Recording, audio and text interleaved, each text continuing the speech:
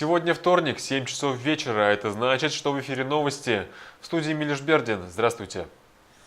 21 ноября – день богатый на праздники, главным среди которых на протяжении уже 62 лет для сибайцев является День города.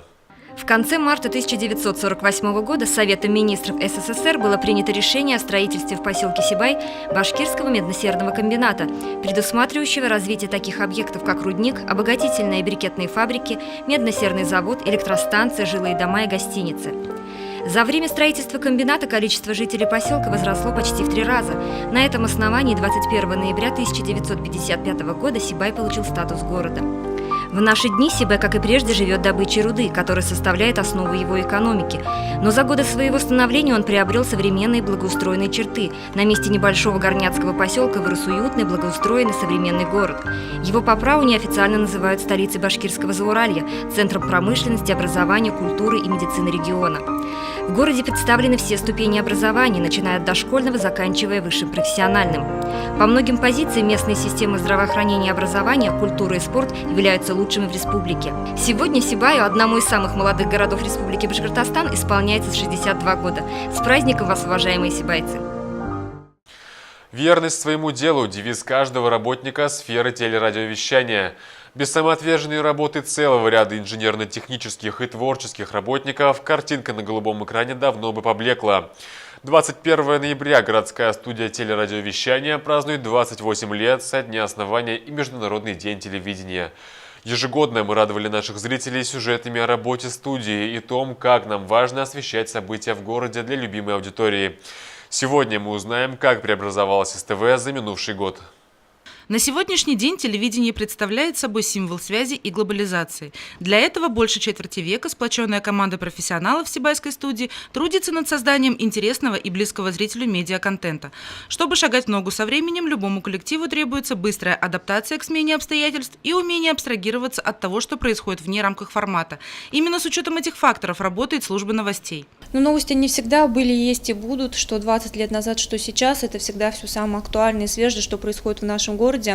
Я очень рада, что у нас наконец-то подобралась слаженная команда. Я думаю, что в скором времени на нашем телевидении появятся новые проекты, потому что наметки уже есть, у нас уже разработаны и заставки, и перебивки, но не было людей, с которыми все это можно было воплощать в жизнь. Сейчас у нас есть команда, и я думаю, что в ближайшее время мы запустим пару новых проектов. Следует понимать, что этот день телевидения посвящен не сколько техническому использованию даров телерадиоиндустрии, сколько влиянию на мировоззрение. Этот аспект следует отметить особым образом. Не секрет, что все телевидение обвязано шкентелем под названием рейтинг просмотров. Напрямую мы зависим от потребителя и только благодаря этому формируем спрос на выдаваемую информацию. Со сменой руководства сфера влияния расширила свои границы. Радиостанция «Эталон» заработала у нас буквально недавно. 2 месяца мы вещали в тестовом режиме, буквально 3 недели назад мы вывели в эфир уже первых ведущих. Радиостанция местной направленности, то есть именно там мы будем рассказывать о местных новостях, о погоде местной. Интерактив с жителями нашего города тоже планируется. Буквально, я думаю, после 25 числа у нас выйдут местные новости, мы будем освещать события нашего города. Начали сотрудничество вплотную с телекомпанией БСТ, ГУП ТРК Башкортостан, с телеканалом «Россия-24» Башкортостан. Сейчас наши сюжеты видят не только на территории нашего города, но и на территории всей Республики Башкортостан. Ну, плюс ко всему, сейчас налажено сотрудничество с городом Лисаковск. На сегодняшний день мы готовим техническую часть, уже документально мы подготовили. Сейчас осталось дело за малым, за технической частью. Это телеканал ТНТ, который мы будем выводить в рамках рекламного носителя. То есть там программ не будет, но мы будем размещать там свою рекламу. Рейтинговый телеканал, хорошие прибыли, я думаю, нас ожидают в будущем. А также планируем буквально, наверное, с начала следующего года размещаться на телеканале 102 ТВ. Это канал, который будет транслироваться на всю Республику Башкортостан. Сегодня в мире не осталось, наверное, уголка, не охваченного телевещанием. Современная мировая обстановка диктует всем представителям ведущих средств массовой информации уделять больше внимания трансляции, отдавая предпочтение таким программам, которые посвящены образованию, просвещению, пропаганде общечеловеческих и культурных ценностей, толерантности. Мы тому не исключение. С 21 ноября прошлого года до сегодняшнего дня я хочу сказать, что эфир наш изменился кардинально. У нас появилось огромное количество проектов, такие как детские новости. Сейчас очень плотно работаем с детьми, обучаем их, помимо того, что они делают у нас передачи. Ездят они на различного рода конкурсы, привозят призовые места. Ну, это все было сделано за год работы. Детское телевидение не то чтобы даже на уровне нашего города, а в целом даже на уровне страны, оно пока не так развито, как хотелось бы. Это вот раньше выходили какие-то подростковые передачи, детские передачи. Сейчас почему-то этого очень мало на нашем российском телевидении.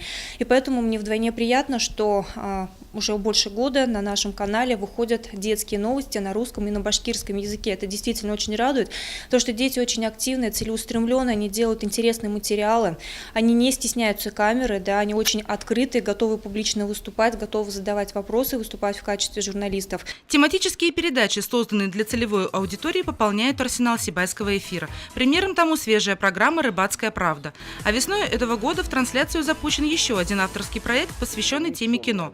Разработкой и развитием этого направления в рамках городского телевидения и даже на волнах радио «Эталон» занимается Ренат Музафаров. Вообще тема кино интересует меня довольно давно. Я с полным основанием могу считать себя киноманом, и по этой причине, когда, собственно, наши редактора начали агитировать нас на то, чтобы мы продвигали, создавали какие-то свои авторские проекты, я без тени сомнения взялся разрабатывать именно тему кино. Сегодня слова благодарности звучат в адрес самого крепкого звена в цепи средств массовой информации. Этим звеном являешься ты, наш благодарный зритель. Оставайтесь с нами. Екатерина Марочкина, Радмир Исингулов, Алик Кадыров, Любовь Карпова, телекомпания СТВ.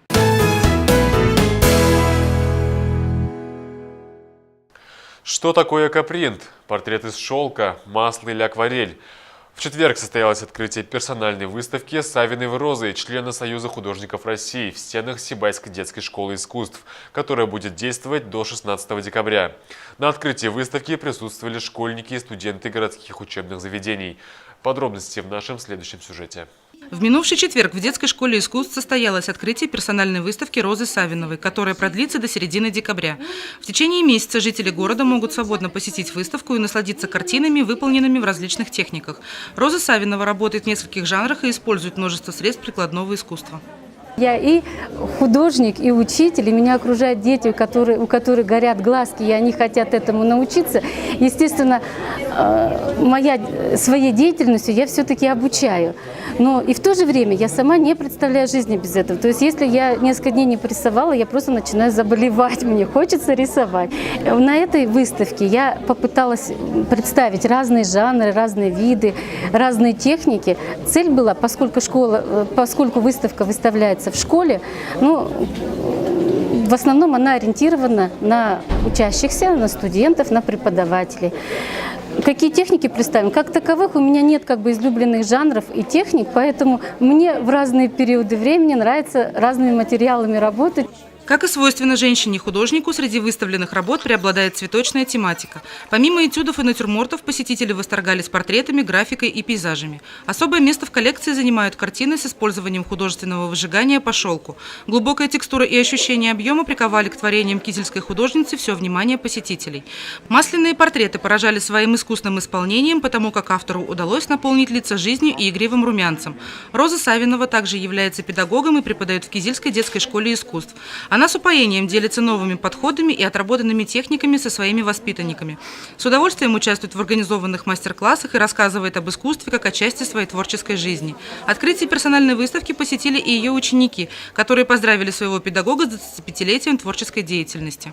25 лет как-никак работать, это многого стоит. И работать, и с интересом работать, и каждая работа, она как отдельный ребенок смотрится, как отдельный проект, удавшийся проект. Вот. Я очень рада, что пришли студенты, то есть с моего колледжа, что они тоже просветились в этом плане. Ее картины именно питает вот этой энергией меня.